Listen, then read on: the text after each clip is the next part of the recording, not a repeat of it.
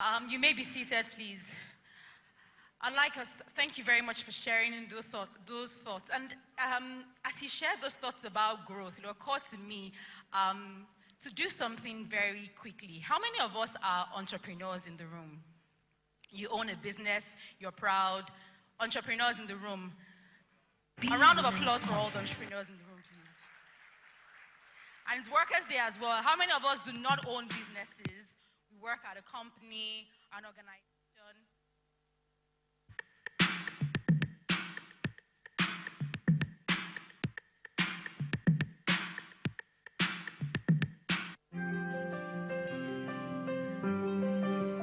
My name is Dr. Ojoma Ago. I work with Hija HMO as a medical advisor. My experience at the fair last year was amazing.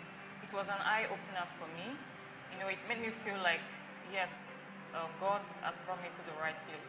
My expectations were that I wanted to get a better job and a well-paid job. Eventually, they were all met. Although I didn't get the job at the spot, as I had some interview with the ESCO members and even the CEO before I got the job finally. Attributes or qualities that can make an individual stand out in a crowd could be how they speak, what their CV looks like. Do they have the basic computer knowledge? Do you have proficiency in the use of the Microsoft Office tools like Excel, PowerPoint, or Word, etc.? Thank you, Covenant Capital. Thank you, Covenant Christian Center. And I hope every job seeker out there will be attending the Lagos Career Fair 2019. The Lagos Career Fair 2019. Date, Saturday, 18th May 2019. Venue, the Covenant Place Eco, next to the National Arts Theatre. Time, 9 a.m. to 4 p.m. Interested candidates must register at www.insightsforliving.org/Lagos Career Fair. Admission is free to all registered participants. Lagos Career Fair 2019. Don't miss it.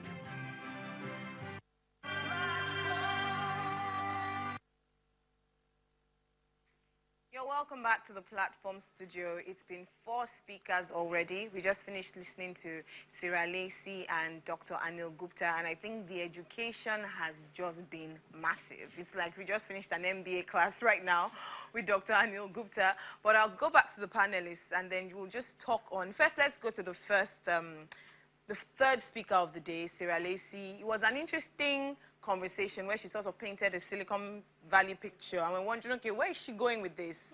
And she ended with look within, and we're like, wow. Tola, what do you have to say to that? I mean, so again, like you mentioned, her speech was, so packed with information. And one of the things, the way she started, mentioning that what brings growth could also be the things that bring obstacles. Powerful. That was really powerful in terms that we have to look. And what I saw from it was, even as a nation, the things that bring growth for us, like Mr. Sheguadeni mentioned, the things that brought growth for us on oil, and things that also are obstacles. And then going from that, and when she was speaking about fear, the missing fear factor being, the primary ingredient for a lot of Elon Musk. And I was thinking, Elon Musk, I mean, I follow him on all platforms. When he speaks about, one day he was driving through traffic in LA and was tired of the traffic, and then just decided that he was going to make a tunnel under LA. And he has done that. He's done 1.8 kilometers of that, and it's been tested already. And so just that, that entrepreneurial and that can-do spirit. From one person, imagine if we imbibe that as a nation, and if corporations also imbibe that. And then when she finished off with capital, the statistics on venture capitalism in Africa is really, it's terrible, for so many reasons. And you look at companies that actually raise capital across, in the West. And then sometimes you think we have better ideas here, but then that sort of mental block that a lot of venture capitalists have towards Africa.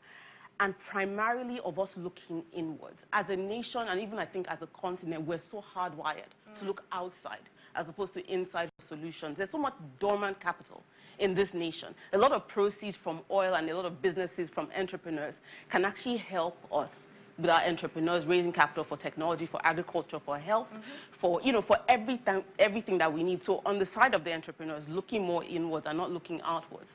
And secondly, on the part of the capitalists, the people who have dormant capital in Nigeria, also either sitting in Nigeria or sitting outside Nigeria, to also look in this quest to develop Nigeria. Their capital is led by the entrepreneurs who have ideas, world-changing ideas. So her amazing in terms of motivating both entrepreneurs, government, institutions to mobilize the nation forward. Absolutely. And what I really liked was understanding that money that they have can be used within. Be creative about your money. Don't lock it up in a bank somewhere under your bed. Or treasury bills. Or treasury bills. Exactly. There's so much to develop here. And it comes back to you, which is the genius of venture capitalists. It comes back to you eventually. Let's go to our PhD presentation by Dr. Gupta. Obinia, you were just going on, like you have like 10 pages of strategy right now. When you get a free MBA refresher course, I mean, you just take it. But seriously speaking, Dr. Gupta was just awesome. And I think that his point about growth and its imperative is so critical to us as people and as a nation today. Because where you are and where we are is where there's population growth by default. But really, we have to find ways for us to grow as a people. And he's given us like almost like a framework and a reference point for how we need to do it and the things we need to check for what is sustainable growth. And that's really key. And if we talk about the things that he's got about the advantages that you have and why you should do it and the things you need to leverage from scale, network, location, we've got people. The same people that could be a problem. Those is actually an asset depending on what we do with them in the short term. But I think for me, what I will just hold on to is two things. One, everyone needs to grow. But you must have a logical framework by which you do it. Amazing. Before we go back to the main auditorium, Soji, your thoughts? So, I head Covenant Capital, and we do both lending and even, business. We have a business school for the local church community. And what we hear a lot of, entrepreneurs come in, oh, it's a no-brainer or things like that. You can see how Sarah Lacey, pushed her argument with data. So basically showing the facts, that this is actually, it's not a perception thing, this is actually what the data says, And on the business side, you hear people, saying they don't need a business plan and things like that. But with Professor Gupta, you can see that, look, there's a strategy to grow. There's a way to go about this. Exactly. After all is said and done, we all need to grow. And one of the first ways to do that is by education. And that is the message of the platform today. We need to go back to the main auditorium to keep educating ourselves with the next two speakers. We'll see you right after that. You're welcome once again to the platform Nigeria. We are live at the Covenant Place, Igomu. Our next speaker is Dr. Biodun Adedipe.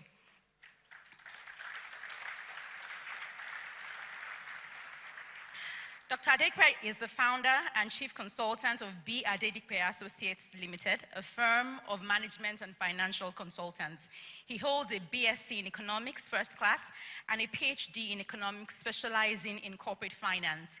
He has over 38 years of postgraduate work experience covering university teaching and research, private consulting, economic research, investment, merchant banking, financial and management consulting. Notably, he has served on a couple of presidential advisory committees. He has also served and still serves in various capacities at numerous professional bodies and associations. He is also a member of the Chartered Institute of Bankers and the Economic Summit Group. Please join me as we welcome to the platform for the first time, Dr. B. Adedipe.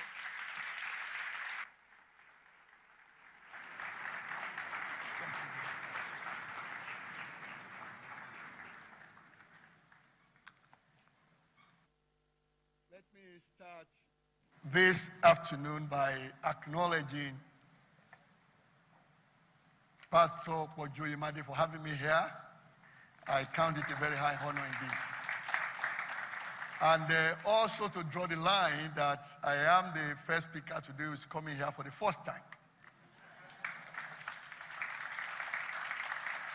And incidentally also, I can draw a thread all through the speeches made before mine, and then I want to build a perspective of looking at things differently than what many analysts of our economy actually do.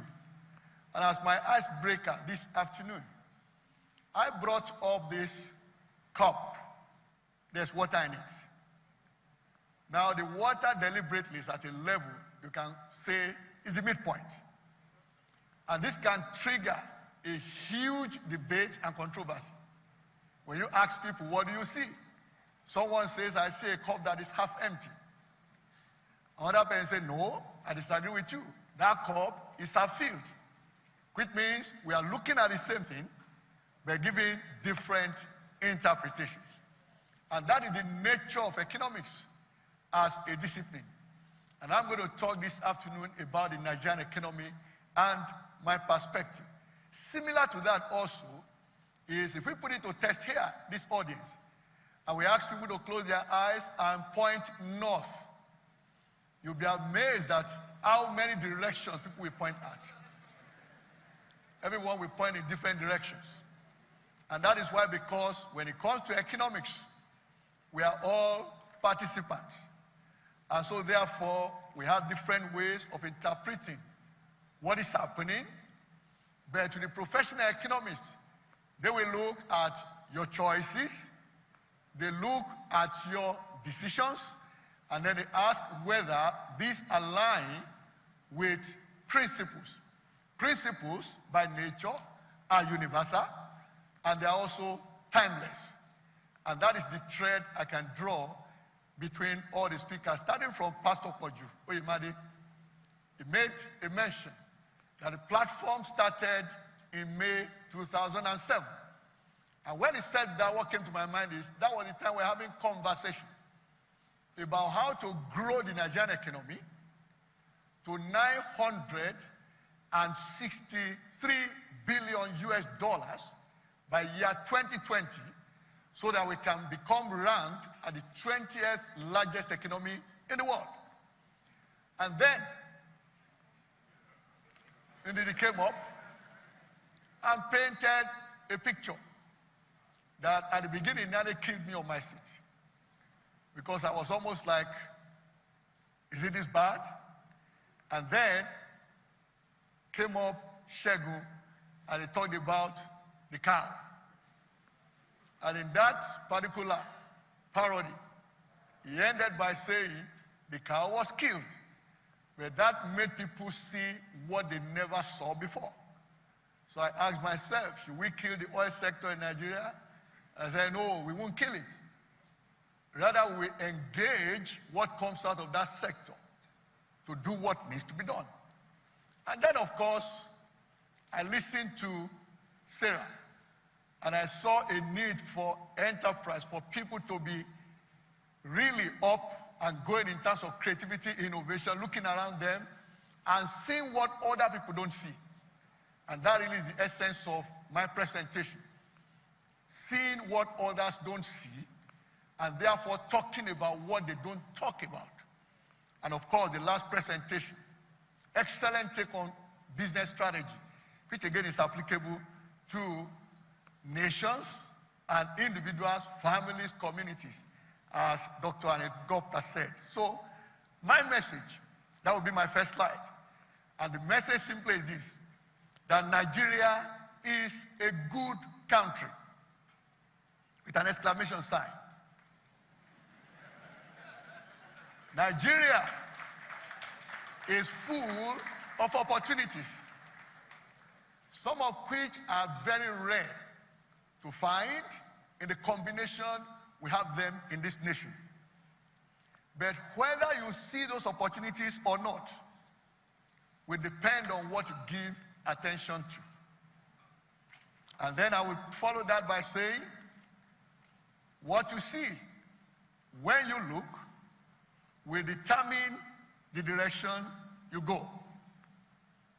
Now, if I make reference to what the MC said earlier on about people emigrating, I will tell myself their own reaction, not response, is to what they saw and interpreted as this is not an environment conducive for us to remain. So they chose to react by looking out. But there is a big difference between acknowledging problems and responding to those problems appropriately. And we see it this way, that appropriate response is to have a strong will and then a high level of commitment, and what I will call disciplined execution. That runs through the entire stakeholders of this conversation we're having today. But equally, the direction you are going is also vital, and that is what I'm going to talk about today. Now, speed is useful only if you are running in the right direction. I'm quoting someone here called Joel Baker. So, question, should we continue to blame the government? It's a question. But what data shows us, and from practical knowledge of how economics run around the world, governments don't grow or do business. Where they have made such attempts all around the world, the outcomes have not been in any way desirable. But what governments do is to facilitate business. But when we look at the numbers, I looked at this year's budget as proposed by the executive, 8.826 trillion naira. Of course, only yesterday the Senate moved that up by 86 billion naira. Now, if you take that figure and look at my estimate of what state governments and local governments in Nigeria spent last year, then increase that by a percentage that takes account of their IGR in terms of the history in the last 10 years of growth, and also what we expect if they possibly add some loans to that as well. What are we likely to get at the end of the day as government spend in 2019? I compare that with our GDP nominal for 2018 at 127.76 trillion naira, which converts to about $364 billion. Now, all of that taken together, federal government, state governments, local governments, will produce only 10.47% of the entire value of our GDP, which means government is not a big number when it comes to spending and creating value in the Nigerian economy. It also means then that the present and future Nigerian economy lies with the private sector, not with the government. Okay? And if you therefore look also at the economic recovery and growth plan, there are 5 planks to that. There's a plan that talks about macroeconomic stability. There's a plan that talks about agriculture and food security. The third plan talks about infrastructure renewal. The fourth one talks about energy and petroleum products. And then the fifth one talks about industrialization, with special emphasis on SMEs. Question, how will that growth be funded? Now that plan also says that it is expected that government will be able to generate 20% of what is required to implement that plan, which means 80% funding for that growth plan for Nigeria will come from the private sector. So question, where then are the opportunities? Now let me also remark on this, because this is very, very important, and that is the fact that if you, as a Nigerian, all you say is repeat what someone else has said, then your voice can never be distinguished in the market.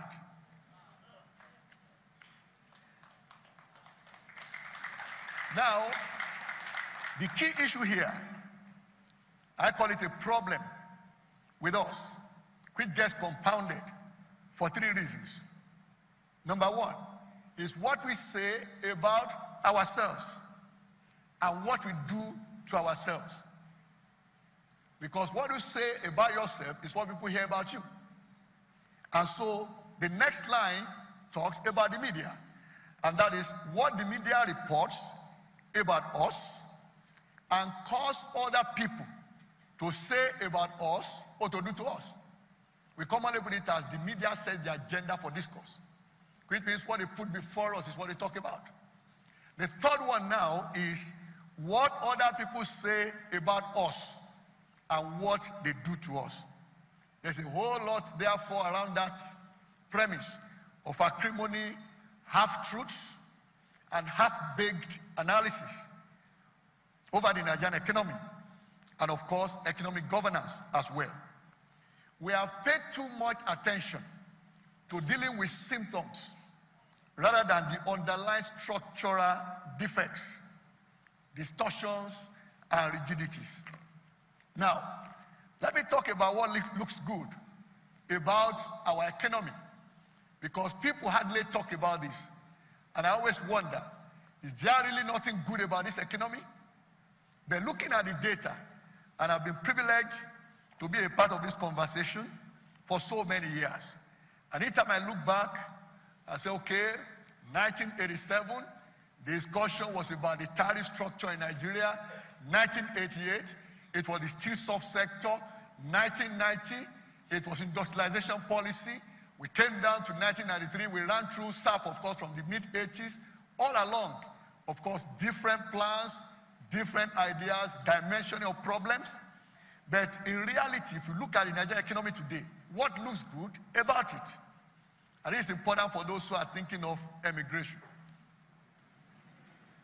Now, macroeconomic indices, and I'm sure someone will say, aha, here it comes, economist. They are mostly pulling in the right direction as of today. The economy is growing, no doubt, but it is not growing fast enough.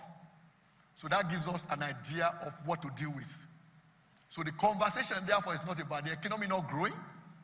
The economy is growing, but it is not growing fast enough. And all you need to compare with that growth rate is to take the Nigerian population. As at the 29th of April, 2 days ago, our population was slightly over 200 million, using United Nations estimates. And now, you look at that number, 51.9% of that number today resides in urban areas.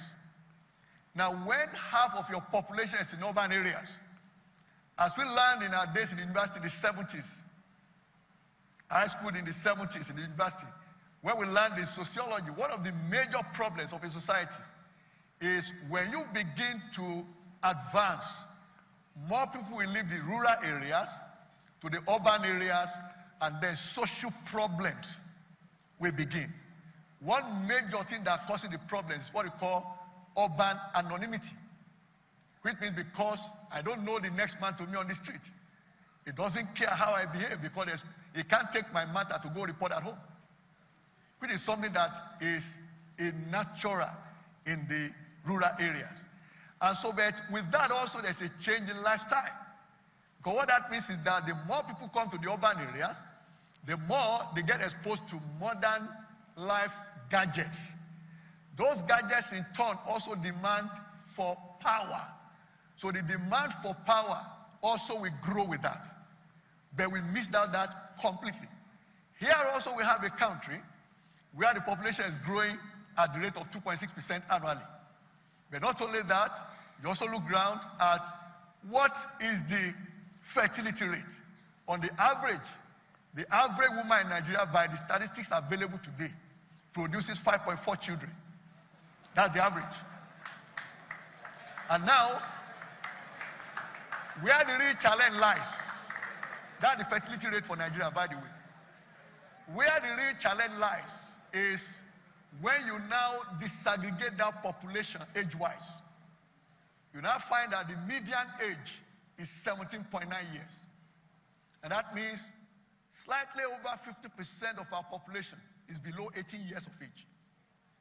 So what does that imply for us in 5 years' time, 10 years' time? And everybody talks about 2050, we'll be the third largest in terms of population globally. We've been talking about it for quite a while. But then, are we responding to it? Now, if you look at the trends with our economy, if it is possible to bring up my slides, I would like us to project slide number 7, because data and, of course, charts are very powerful means of communication. What the trends suggest is that there is some improvement. The top left slide there shows the direction of our gross domestic product, which measures the value of goods and services we produce annually in Nigeria. How is that growing? You can see the pattern when it went into recession. and then when recovery also started. Because some people query as to, are we really sure the economy has recovered? And my retort is very simple. We were willing to rely on the data churned out by National Bureau of Statistics Nigeria to believe that the economy went into recession. So why then the difficulty? Accepting the same organ telling us that the economy has recovered.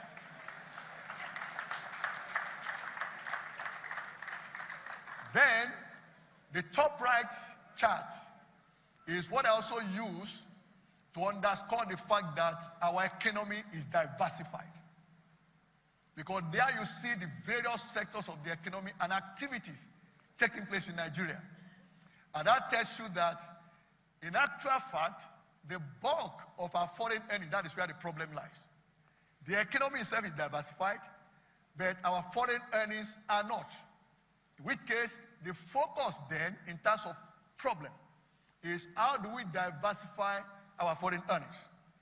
Then, of course, the left chart down is what we call the mystery index. It's a combination of 4 indices. It contains our inflation rate, contains interest rate, unemployment rate, and of course, it also takes account of the GDP growth rate.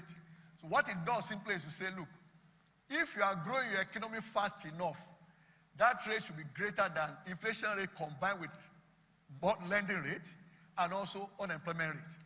But for us in Nigeria, those 3 weigh more than the GDP growth rate. And that is why it has been climbing for quite a number of years. But there is also a green light here.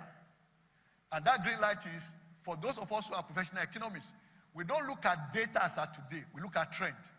Now, if you look at the trend with that chart, it has gotten to a point of inflection. That's where it turned. It has turned downward. That means there is a clear impending improvement.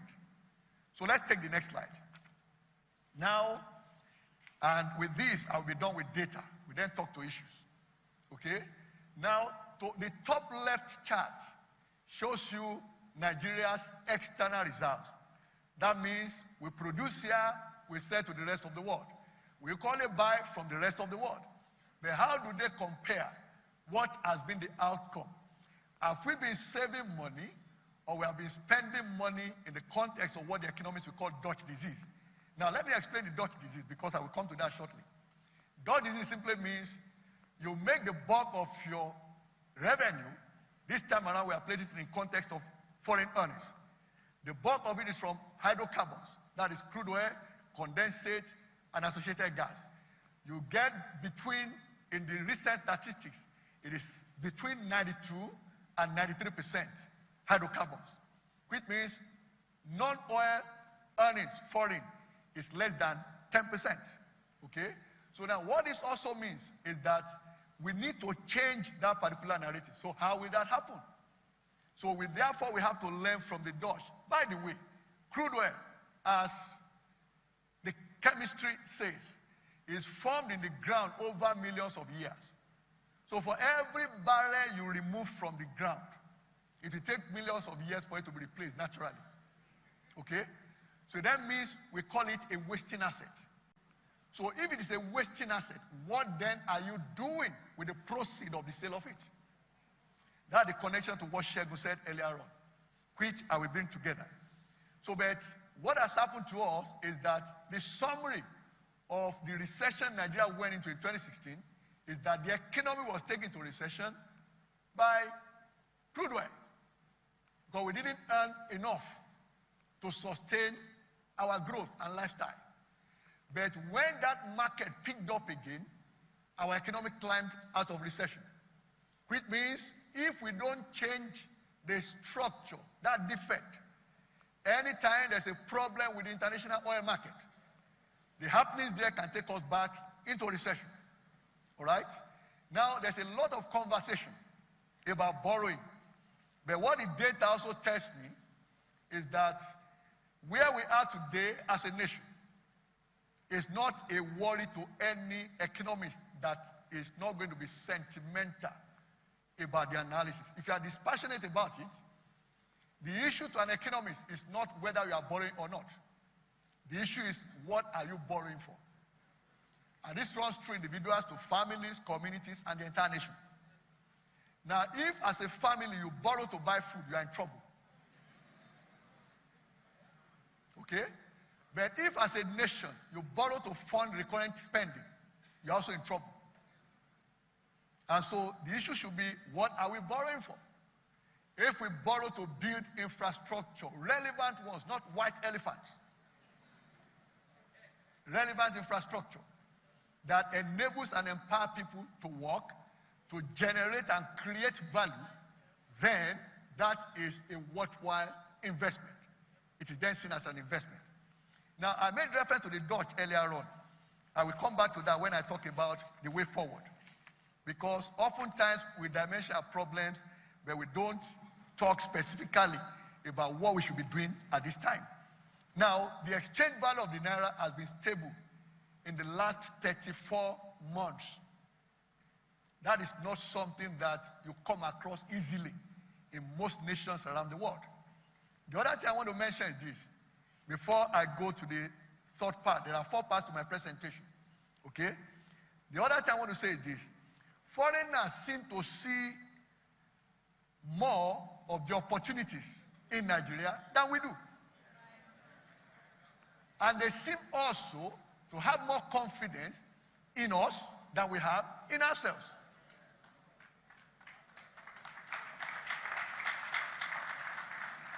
And I can't think of a better example to illustrate than what happened some 2 weeks ago. For the first time in decades, not just in years, the federal government of Nigeria went out, issued 30-year bond.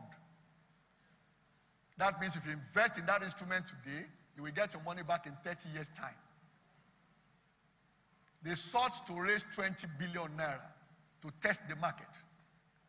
It was oversubscribed 4 times. Over 400% subscription. Which means those who put their money in there have a confidence in the future of Nigeria. So now, coming to the other side, what does not look so good? We have been growing our economy, but we're not creating jobs. That means we are growing it non-inclusively. And if you check the data, especially, let's cut it back from year 2000 till date. But let me also say this, there is data on everything in Nigeria. It's a matter of where you go. That's what will determine whether you find it or not. Okay? And I also must mention this, that people say Nigeria is the poverty capital of the world. And I stand there as a Nigerian and as someone who deals with data and does research, that none of those who make such claims have been able to prove it. Because I challenge them. Now, when you talk about poverty, you also will talk about how you measure it. If you say you conducted a survey, then I want to know where you went to. How you drew your sample from the population. What was your response rate? What are the usual measures of confidence in statistical analysis? And I haven't seen any of such. But unfortunately, they give us that, and we also begin to amplify it. Now, take for example, someone is on 30,000 naira monthly, the new minimum wage.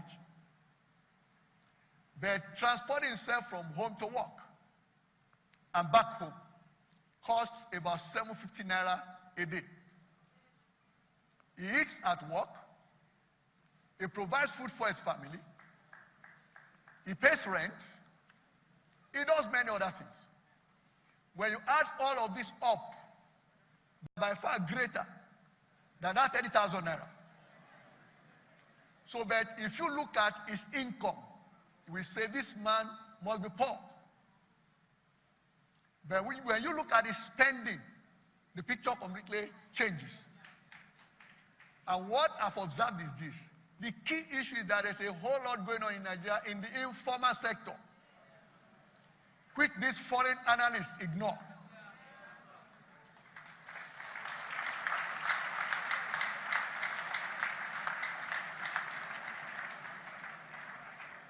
I've already talked about high rural-urban migration, creating social pressures. There's also rising, rate of emigration. We call it the new brain drain. But what I always advise them is this. If you look closely around you, in fact, each time, for example, many of us here reside in Lagos. Every time you hit the road, heavy traffic, then you complain about the traffic. But if you sat back to imagine what could be the cause, it is very simple. Too many of us come on the road same time. That's the meaning of the traffic jam you are experiencing. But if you now think a little bit about it, then we say, look, if you look at this number, these people need certain things. They need food, they need clothing, they need accommodation, and many other things to sustain life. So instead of seeing them and complaining, I see them rather as markets. That means if I can find something I can sell to 100,000 of them per day, and the estimate for Lagos is about 24 million today, okay? If I can sell something, 100,000 units in one day, and I make a margin of, let's say, even just 2 naira, that's 200,000 naira margin per day. And a whole lot of that is happening on our roads. Every month, the estimate of the sale of plantain chips in Lagos only is slightly above 2 billion naira. But we can discuss that a lot more. We are highly import dependent. That is why I chose to dress this way today. The fabric may not be made in Nigeria, but the person that put it together is in Nigeria. That's value created here. The shoes I'm wearing, made in Nigeria. Maybe the only thing you take out is my wristwatch. But even my cufflinks were designed here in Nigeria. Because it carries my initials. That's Nigerian content. So for everything you buy that is made here, you are creating jobs in Nigeria. But for every imported thing you buy, you are creating jobs abroad. That is something that concerns all of us. Why are things this way? Number one, we don't have a policy anchor. That's my personal take of it. We have not had a policy anchor as a nation. And what I did there was to say, okay, let me look at a few countries we can talk about. Indonesia, 261 million people population. But Indonesia was like Nigeria some time ago in the past. It was oil dependent. But over the course of time, they changed the narrative. And it became from oil, they moved on to agriculture, and then from agriculture to manufacturing. And of course, if you look at their GDP today, services dominate. And of course, what key lesson do we take here? Oil is not the problem. It is what we do with the process of sale of oil that is the problem. Malaysia. Each time we talk about things in Nigeria, we always make reference to Malaysia. We did that some 12 years ago when we began the conversation about year 2020. But what is it about Malaysia? It's not as big, population very small. Of course, in terms of the economy, the shape, financial system, very strong, a reference globally. How about China? China is my model any day. Because I've been a part of that conversation since 2008, when we came up with an idea, infrastructure Nigeria. Let's model what China did to turn China into the largest manufacturing land in the world. What did they do? Infrastructure focus. Let's build roads and railways.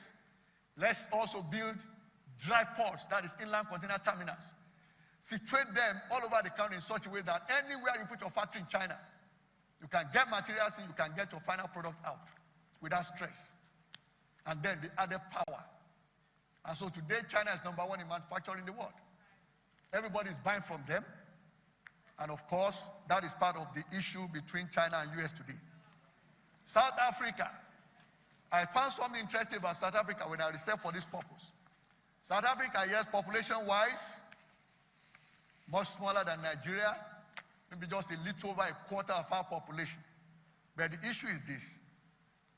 With nominal GDP that is less than that of Nigeria. South Africa certainly is number 2 in Africa in terms of size of the economy.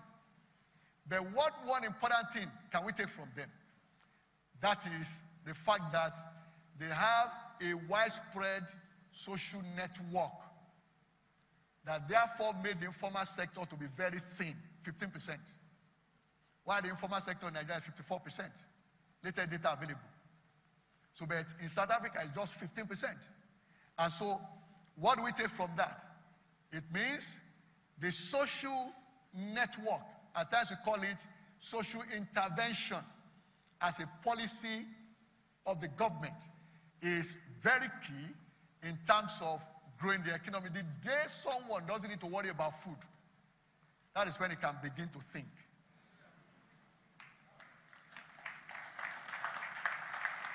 If you look at Dubai, everything in Dubai is wired around tourism. Everything about that, you can call it a nation state because it's just one of 7 members of United Arab Emirates. But everything is wired around tourism. So now, if we go to the next slide, and this is my final part of the presentation. What are the obstacles and what is the way forward? The first, as I said just now, is absence of a policy anchor. That means a particular thing we single out as a people, which then will not matter who is in government and who is not, that we take as a direction to go for decades. My recommendation here is manufacturing, and it is very simple. People also talk about manufacture based on what is available locally, and I disagree with that. Because each time I look at Japan, I ask myself, how many raw material do they have right there in Japan? How many can we point to in terms of what they produce and sell to the rest of the world? So it is not about what you have, it's about what you can produce, because the dispensation we are in is ideas rule the world. And I will talk about that shortly in education. Our over-dependence on hydrocarbons needs to change. There was something we made as a recommendation to the government of Nigeria in 2011. And what we said then was that, and that also, Shegun mentioned it in passing, the only way you can get out of this problem is to be strong-willed about matching your fiscal plan in the sense of there are 4 elements to Nigeria's fiscal operations. There is oil revenue, there's non-oil revenue. There is recurrent expenditure, and there's capital expenditure. What we need to do is, over a defined period of time, we recommended them 5 years, that we make non-oil revenue equal to recurrent expenditure, so that we can free the earnings from oil for capital expenditure. That is infrastructure saving for the future.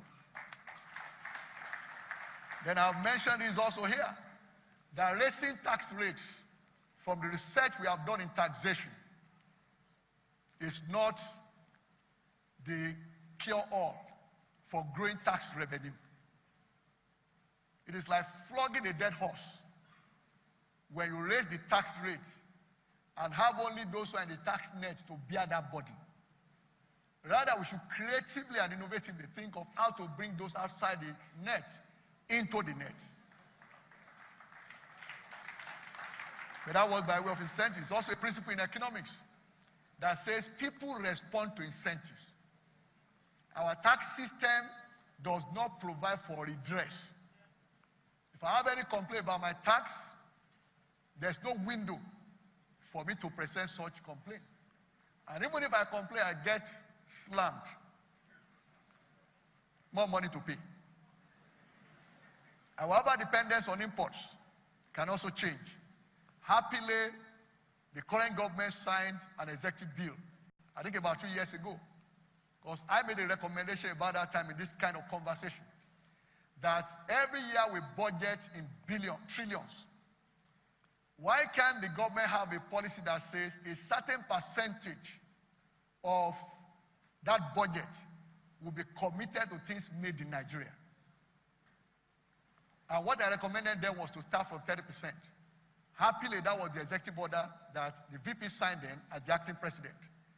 But there is something we need to add to that, and that is have it as a 10-year plan, where we raise that gradually every year to 80% in year 10. In which case, ultimately, the bulk of what government spends in Nigeria will be on things made in Nigeria. And then, of course, critical infrastructure. I'm totally in agreement with the direction the government is going. Rehabilitation of the roads, renewal of the railways, and new construction. The aviation sector needs overhauling. And then the power sector needs to be completely re-engineered. But perhaps one thing we can add there is that, yes, it's the right direction to privatize. But I've also seen from study of privatization all over the world for decades now that oftentimes when we privatize, we only convert public monopolies into private monopolies. And so they deliver no value. That is what has been happening in Nigeria. And how do we overcome that? Maybe in our privatization, we now begin to include a clause for adequate capital. If our discos don't have the muscle to do what they are supposed to do, and I recommended this 4 years ago, when the president was about to be inaugurated, I said, there is a simple way to get things to work. Mandate the discos to meter all the consumers. Once they do that, revenue will drop. They are entrepreneurs. They want to make money. Then they will realize that to make money, power needs to be generated. That will now make them not think about only themselves, but the entire value chain. If we go that route, we can sort out power not long from now. Then, of course, this is perhaps, yes, I'm about getting to the end of this. I have just 3 minutes, 20 seconds. The lack of relevant 21st century educational and health systems. The key thing I will emphasize here is that our school curriculum needs to change.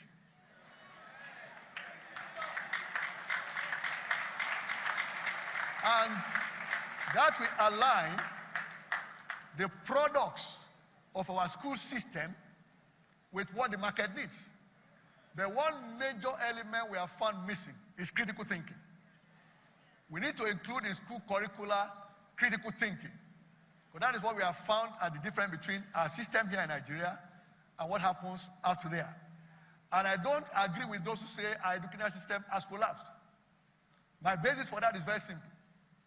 That system produces our children. They go out for graduate studies all over the world, and they easily excel. So where did they find that capacity